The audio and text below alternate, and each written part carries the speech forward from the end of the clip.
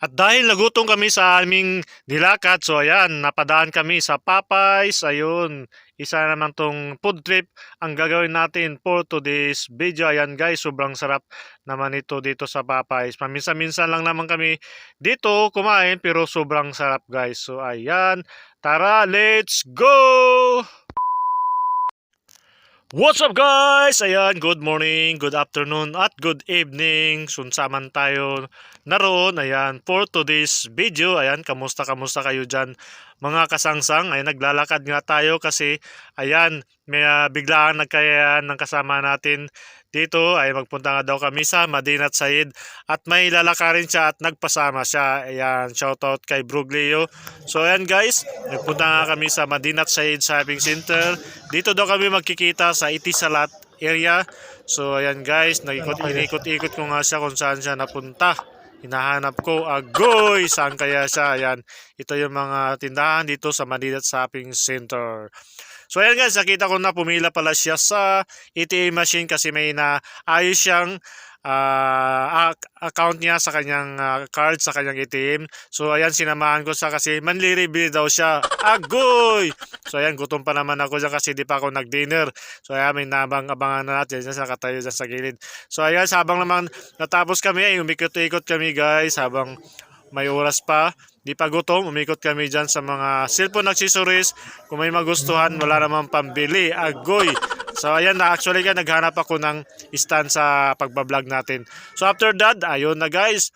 Naisipan na namin kumain kasi gutom na. It is 7 o'clock na po ng gabi. So sabi ko, doon na lang tayo kain sa food court kasi matagal na tayo hindi na nagala dito at napasyal. So trinay namin dito guys sa Popeyes. Ayun, parang Popeyes chicken. So, sa mga alam nito, ito mayroon din dito Popeyes chicken sa lang ng Madinat Said.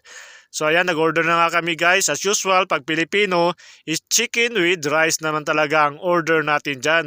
Ayan, kumuha nga kami ng 2-piece chicken with rice at kasama na rin siya ng soft drinks and any soft drinks na gusto natin.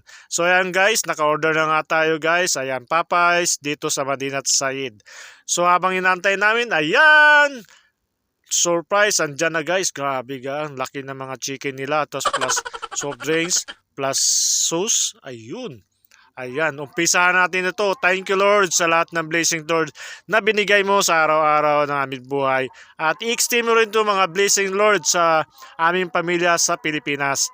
At sa mga tao Lord na nangangailangan, so bigyan mo sila ng makakain sa kanilang hapagkainan. So ano yan guys? Inumpisahan na namin yung food trip na naman na chicken.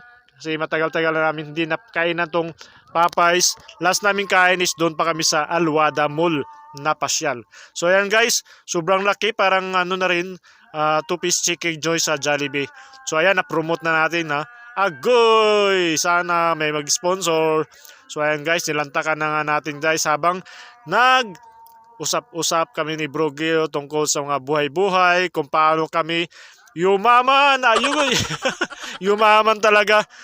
Sabi niya, ano kaya gawin natin? Tataya tayo sa ayun, o magsipag sa vlog para kumita. So ayun, pasalamat lang tayo sa kay Lord na yun, binigay tayo ng lakas sa araw-araw. Kung ano man yung blessing, small at malaki, dapat may reason tayo na magpasalamat sa ating buhay. Sa pagising pa lang natin sa umaga mga kasangsang ay isang malaking blessing na yan. Ayun. Ayan, tamang kwentuhan na kami dyan. Kasi may mga mini-meeting dyan tungkol sa mga business at saka kung ano-ano pa. Agoy! Magbi-business daw sila. So habang kumakain kami dyan, talagang simot na simot si Elmer dyan. Ayan, talaga naman. So ayan mga kasangsang, bilang OFW, kailangan natin i-treat yung sarili natin. Paminsan-minsan guys, siyempre tayo yung nagtatrabaho dito sa abroad. Siyempre kailangan natin i-treat yung sarili natin. Pugod sa tumulong tayo sa mga kamag-anak natin, kumulong tayo sa mga siyempre yung matinutulungan natin mga kamag-anak sa Pilipinas, yung pamilya natin, mga magulang, siyempre i-treat mo naman yung sarili natin. Kasi tayo yung nagtatrabaho. Paminsan-minsan yun, kakain tayo sa labas. Magkano lang naman yung halaga nan, pero sulit na sulit kasi yan lang naman kaligayahan natin sa pagkain. Hindi naman tayo maluho guys. Ako sa personally, hindi talaga ako maluho sa material na bagay. Sa pagkain, pwede pa. Kasi yun naman talaga, deserve naman natin kumain ng maayos. Huwag natin gutumin yung sarili. Lalo't at lalo na tayo yung nagtatrabaho dito sa abroad. Ayun. Ako yung taong tipong okay na kontento na ako. Hindi naman sa kontento na ang ano ko lang is kung di ko kaya bumili ng luho, wala, di ko talaga bibilhin yan. Yung kaya ko lang, yun lang ang pagtuunan ko ng pansin. Kasi yung iba naman, yung iba, hindi naman sa pagano, gusto lang magkaluho.